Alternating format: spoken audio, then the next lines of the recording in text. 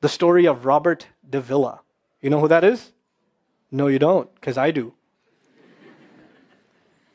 3 months ago, I gave khutbah in Fort Worth. I haven't been to that masjid in 4 or 5 years, and they invited me for some reason, and I went. And I gave khutbah there. My khutbah was about dua.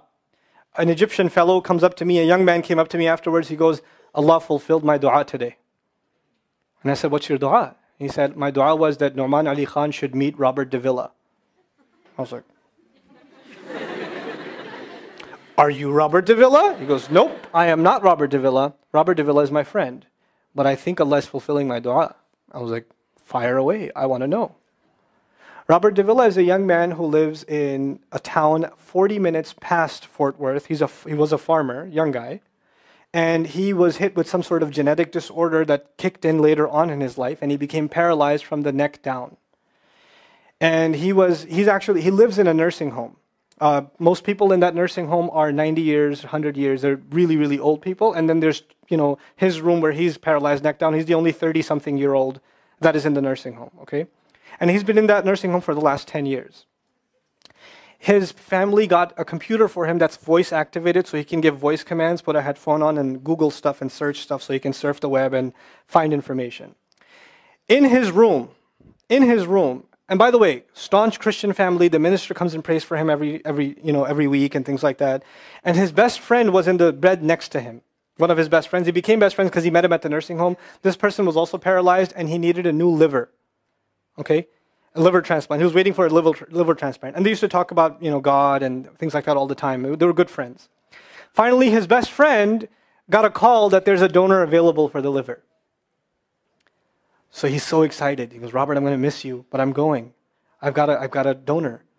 So they take his friend and they go into the operation, and his friend died at the operating table.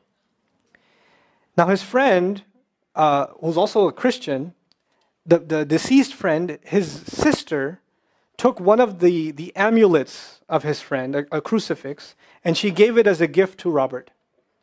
This is a reminder of your old buddy. So he hung it on the side of his hospital bed. Robert de Villa lives a pretty decent life in there. The nurses take care of him. He's a happy guy.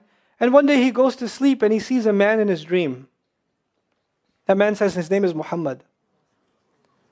And he says, pointing at the crucifix, God did not send messengers so they would worship the messengers. God sent messengers so you could worship God. And Jesus was just a man. He walked in the markets and he ate food. He walked in the markets and he ate food, and the dream stopped.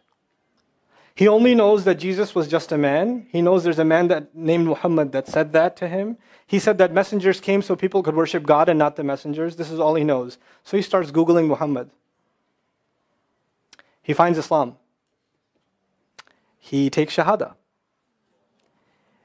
When he takes Shahada, he wants to learn about the Quran. So he goes on these chat sessions and finds somebody needs to teach me Quran. He finds a brother in Egypt that he gets together with on Skype to try to learn Arabic. Learned the Arabic alphabet. Once he learned the Arabic alphabet, he learned to recite the Quran. He memorized 10 surahs from his hospital bed.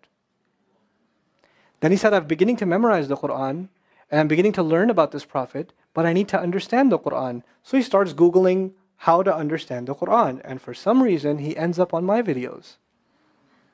And he starts watching my stuff. And he watched almost everything. And then here's the kicker. In the nursing home, there was an Egyptian fellow that used to come in and do some repair work. The Egyptian fellow has his own awesome story. The guy had basically lost faith. He wasn't religious. The nearest masjid to him was 50 miles away. So he didn't really go to Jum'ah much anymore. But he felt a spiritual void, so he started going to the church just to feel closer to Allah. Raised Muslim.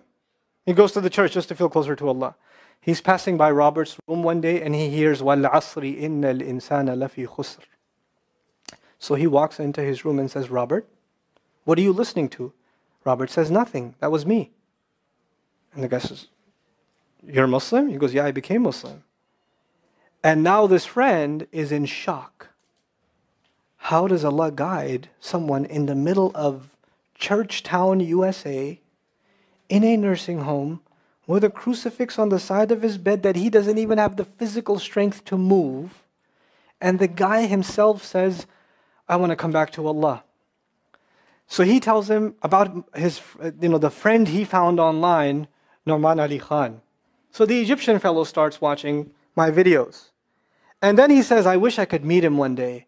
And he says, okay, I'll pray for you. And after 5 years, that Egyptian friend shows up at the same masjid that I haven't been to in 4 years. And after Jum'ah says, I think Allah wants to fulfill my friend's dua and my dua. So I said, I think He does. Let's go. So I took a few of us and we went. And we met with Robert. We had a beautiful conversation with him. And inshallah, for Eid, we're going to go to his nursing home again. The nursing home was pretty shocked. You're all here to meet Robert? He's like, yep. Why do you want to meet him? He's an inspiration. We're like, okay, let me check if we can. And they had to call the hospice administrator and all this stuff, and then eventually let us in. And Robert's in shock. And then I meet with Robert, we're talking, and I was like, hey, Robert, so I heard you memorize some surahs. He says, yeah. Can you recite one for me?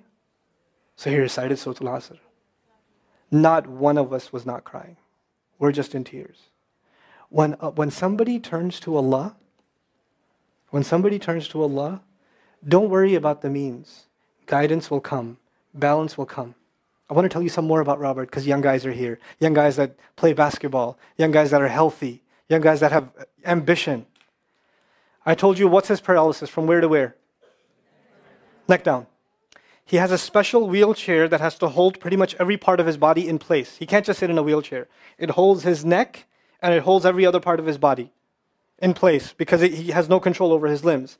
And he has to have a special van where the wheelchair locks in so that if it goes through a bump or whatever, he doesn't, receive the shock.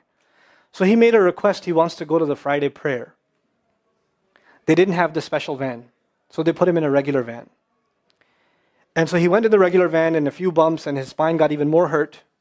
He went to Jumu'ah. He came back in excruciating pain. And they said, I'm sorry, Robert, you're no longer able to sit in your wheelchair. You're going to have to stay in your bed for the next 6 months at least. If you see recovery, then you can get back up again. I met him in that span. He had already been in that bed for 3 months already. And the reason he was in that bed is he went to the Jumu'ah prayer. And he told me about the Jumu'ah prayer. He said, I've never felt more peace in my life than I was in that masjid. And you know what I'm going to do, Brother Nouman? When I can sit in my chair again, I'm going to go to Jumu'ah. I'm going to go to the masjid because I've never felt like that before. There's someone who has nothing but control over his mouth and his eyes. And he says, I only find peace in the masjid. And here we are. These masajid, I don't care what ideology, what school of thought, what they're talking about in the masjid, what fitna is there. I don't care. It's still Allah's house. Just go to pray. Don't go there to talk to people. Go there to talk to Allah. Just go to talk to Allah. You're just going for you and Allah. That's it. That's it. Other things will come, but you're not going for them. You're just going there to find peace. You'll become different people. If Allah can guide Robert Davila, Allah guide everybody. And then he said, sometimes I wonder why Allah put me in this position. And then I say to myself, what am I kidding? Allah has given me so much. I am so grateful for what He gave me. And if this is the way He was going to bring me to Islam, it's all worth it.